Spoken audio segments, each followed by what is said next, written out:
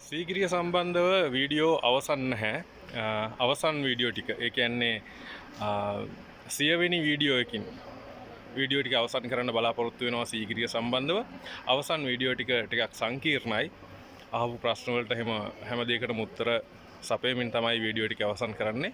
ඒ වගේම කියන්න ඕනේ සීගිරිය සම්බන්ධව මට ලැබිලා තියෙන තොරතුරු ඉදිරිපත් කරනවා නම් තවත් වීඩියෝ 100ක් කරන්න තරම් තොරතුරු තියෙනවා. අපි ඉදිරියේදී මේ පිළිබඳව සලකා බලමු. මම නැවතත් අවධාරණය කරනවා සමාජගත කළ යුතු තොරතුරු තමයි සමාජගත කරලා තියෙන්නේ. අනිත් දේවල් YouTube දැම්ම කියලා තේරුමක් නැහැ. ඒ නිසා මම බලාපොරොත්තු වෙනවා සීගිරියට සහ අපේ හෙළ ඉතිහාසයට සාධාරණයක් ඉටු වෙන තැනකදී ඒ තොරතුරු ඉදිරිපත් කරන්න හෙළි කරන්න. එතෙක් අපි එනවා දඹුල්ල විහාරස්ථානයට, දඹුල්ල රජමහා විහාරස්ථානයට. දඹුල්ල ගැන වීඩියෝ ටිකක් කරන ගමන් සීගිරියේ වීඩියෝ ටික අවසන් කරන්න බලාපොරොත්තු වෙනවා. සීගිරියේ 100 වෙනි වීඩියෝ එකට එළඹෙන්නට බලාපොරොත්තු වෙනවා. ඊට පෙර මේ විදිහට දඹුල්ල පිළිබඳව වීඩියෝ ආරම්භ වෙනවා. දඹුල්ල රජමහා විහාරයට යන රජමාවතේ අතරමඟ තියෙන මෙන්න මේ විවේක මණ්ඩපය ළඟට අපි ආවා කලින් වීඩියෝ එකේදී. දැන් එහෙමනම් එතන ඉඳලා ඉදිරියට යන්නට බලාපොරොත්තු වෙනවා ඔයාලත් එක්ක.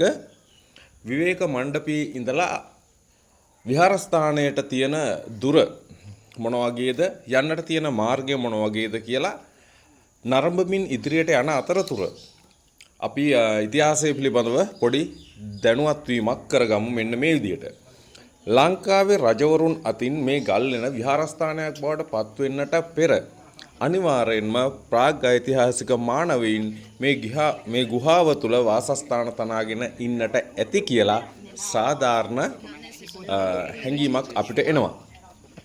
අපිට එහෙම උපකල්පනයක් කරන්න තියෙන ප්‍රධානම සාධකය තමයි ඉබ්බන් කටුව මහා ශිලා සුසානය.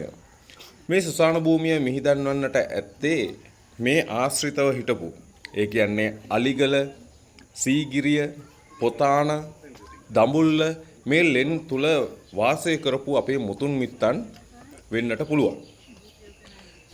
මේ මාර්ගයේ මේ විදිහට හෙමින් ඉදිරියට ඇදෙන හේතුවක් තියෙනවා. පළවෙනි හේතුව තමයි මේ මාර්ගයේ ගමන් කිරීමේ අත්දැකීම ඔබත් සමග බෙදා ගැනීම. දෙවැනි කාරණය තමයි ලෙන් විහාරයට ගියාට පස්සේ අපි ඊටම සියුම් ලෙස ලෙන් විහාරයේ සිතුවම් පරිසරය පිළිබඳව කතා කරනවා මිසක් විහාරස්ථානයේ අවට වටපිටාව පිළිබඳව කතා කරන්න බලාපොරොත්තු වෙන්නේ නැහැ. ඒ නිසා තමයි මේ කාලය ලබා ගන්නේ අවට ප්‍රදේශය පිළිබඳව විස්තර කිරීමක් මේ මොහොතේදී සිදු කරන්න.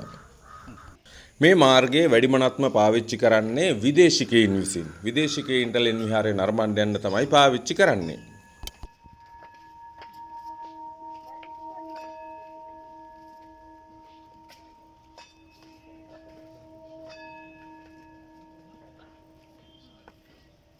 ඔබ මේ දැක්කේ පැරණි භාණ්ඩ විදේශිකයන්ට අලෙවි කරන පුද්ගලයෙක්. පැරණි භාණ්ඩ හෝ ඒ අනුරු ඔහු විසින් විදේශිකයන්ට අලෙවි කරලා යම් කිසි මුදලක් උපයා ගන්නවා. මෙන්න මේ පේන තැනට අපි යන්න ඕනේ. ලොකු කාලයක් ගත වෙන්නේ නැහැ. කොයි තරම් හිමින් ගියත් විනාඩි 15ක වාගේ කාලයක් ඇතුළත අපිට දඹුල්ල ලෙන් විහාරස්ථානයට ළඟා වෙන්නට පුළුවන් මේ රජමාවත දිගේ ගියොත්.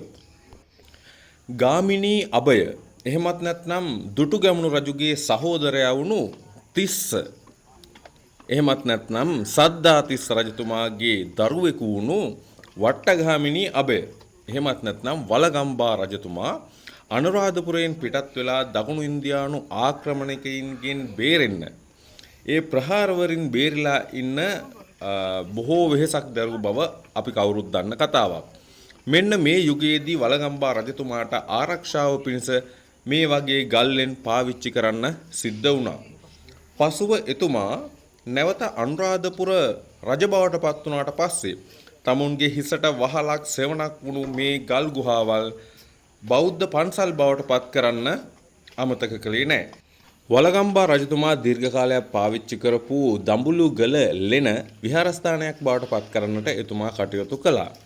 අපි මේ දඹුල්ල රජමහා විහාරය විදිහට සලකන්නේ, දඹුල්ල රජමහා විහාරය විදිහට වන්දනාමාන කරගන්න අපි මේ යන්නේ අන්න ඒ ලෙන. ඒ යන අතරමඟ මෙන්න මෙතන අපිට දකින්නට පුළුවන් තිබෙනවා ශිලාලේඛනයක්. මේ ශිලාලේඛනයේ අන්තර්ගතය මොකක්ද කියලා මම ඉදිරියේදී ඔයාලට පැහැදිලි කරලා දෙනවා. ඒ වගේම ඔයාලා දැනගන්න ඕන දඹුල්ලට යන ගමන් මඟ පිළිබඳව පෙන්වන ඉදිරිපත් කරන අවසන් වීඩියෝව තමයි මේ වීඩියෝව. මෙතනින් පස්සේ අතීතයේ දඹුල්ල විහාරස්ථානයේ තිබුණේ කොහොමද? ඡායාරූප මගින් පැහැදිලි කරන්නට බලාපොරොත්තු වෙනවා. වර්තමානයේ තියෙන්නේ කොහොමද? අතීතයේ සහ වර්තමානයේ තිබුණු වෙනස මොකක්ද?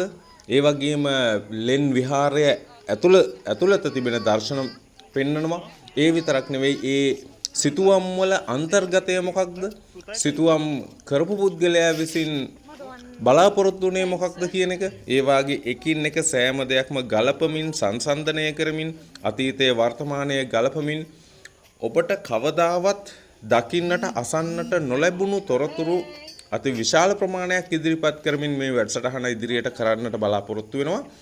කියන්නට විශේෂ කාරණාවක් තියෙනවා ඔබ සියලු දෙනාට මේ වැඩසටහන නරඹන අතරතුර මගෙන් ගිලිහුණු යම්කිසි කරුණක් තියෙනවා නම් ඔබට පුළුවන් ඒක කමෙන්ට් කරන්න. ඒ වගේම මම ඉදිරිපත් කරන කරුණු වරදක් තියෙනවා නම් ඔබට පුළුවන් ඒක පෙන්වා දෙන්න. මෙහි ඉදිරිපත් නොවන යම්කිසි සංගුණු දෙයක් තියෙනවා නම් කමෙන්ට් එකකින් ඒ සඳහන් කරන්න. අපිට පුළුවන් ඒක ඊළඟ වීඩියෝවට ඇතුළත් කරන්න. ඒ වාගේ සහයෝගයෙන් අපි මේ හෙළ ඉතිහාසය හොයාගෙන යන හෙළමං සොයා යන කාරණාව හැමෝම එකතු වෙලා කරගෙන ගියොත් මම හිතනවා ගොඩක් සහයෝගයෙන් යුතුව ඊටම සාර්ථක විදිහට අපිට ඉදිරියට යන්න පුළුවන් වෙයි කියලා. අවට පරිසරයේ තියෙන මේ සුන්දරත්වය නරඹමින් ඔන්න මම හිමින් ලං වෙනවා දඹුල්ල රජමහා විහාරස්ථානයේ වාහල් කඩට. ඒ කියන්නේ ගල් ලෙන් විහාරය නරඹන්නට අපිට ඇතුල් වෙන්න තැනක් තියෙනවා. ඒ ස්ථානයට හිමින් අපි ලං වෙලා තියෙනවා මේ වෙනකොට. විශේෂයෙන්ම දඹුල්ල රජමහා විහාරය පිළිබඳව ඔබ දන්නා යම්කිසි සැඟවුණු තොරතුරක් ඓතිහාසික තොරතුරක් විශේෂයෙන්ම මට මගවැරුණු තොරතුරක් ඔබ සතුව තිබෙනවා නම් ඔබට එය දැනුණා නම් ඔබට එය අවබෝධ වුණා නම් එය මාහට ලැබෙන්නට සලස්වන්න කමෙන්ට් තීරුවේ කමෙන්ට් එකක් විදිහට ලියන්න ඔබේ දුරකථන අංකය සඳහන් කරන්න. එතකොට මට පුළුවන් ඒක වැදගත් දෙයක් නම් එය ප්‍රසිද්ධ කළ යුතු දෙයක් නම් මට පුළුවන් ඔබව සම්බන්ධ කරගෙන ඒ තොරතුරු ලබාගෙන ඊළඟ වීඩියෝ එකට ඒක ඇතුළත් කරන්න. ඉතින් මෙන්න අපි මේ වෙනකොට අපේ පාදචාරිකාව අවසන් කරලා තියෙනවා. දැන් ඇවිදිලා ඉන්නේ දඹුල්ල රජමහා විහාරයේ වාහල් කඩ ඉදිරිපිටට ඇවිදිලා තියෙනවා. අතීතයේ බොහෝ පින්වතුන්ගේ පා පහස ලද මේ භූමිය ඔන්න අපි මේ වාහල් කඩෙන් එහා තියෙන අති සුන්දර රමණීය ඒ වගේම පූජනීය ස්ථානයේ තොරතුරු හොයාගෙන යන්නටයි සූදානම් වන්නේ. ඊළඟ වීඩියෝ එකේ ඉඳලා අනිවාර්යෙන් අපි කතා කරන්නේ ඒ ඉතිහාසය පිළිබඳව පමණයි, සිතුවම් වල අර්ථය පිළිබඳව පමණයි. සෑම අඟලක් පාසාම ඔබට පැහැදිලි කරන්නට බලාපොරොත්තු වෙනවා. සබ්ස්ක්‍රයිබ් කරන්න, ෂෙයා කරන්න, තවත් කෙනෙකුට දකින්න. එහෙමනම් අපි යමු මේ වාහල් කඩින් ඇතුළත දකින්න.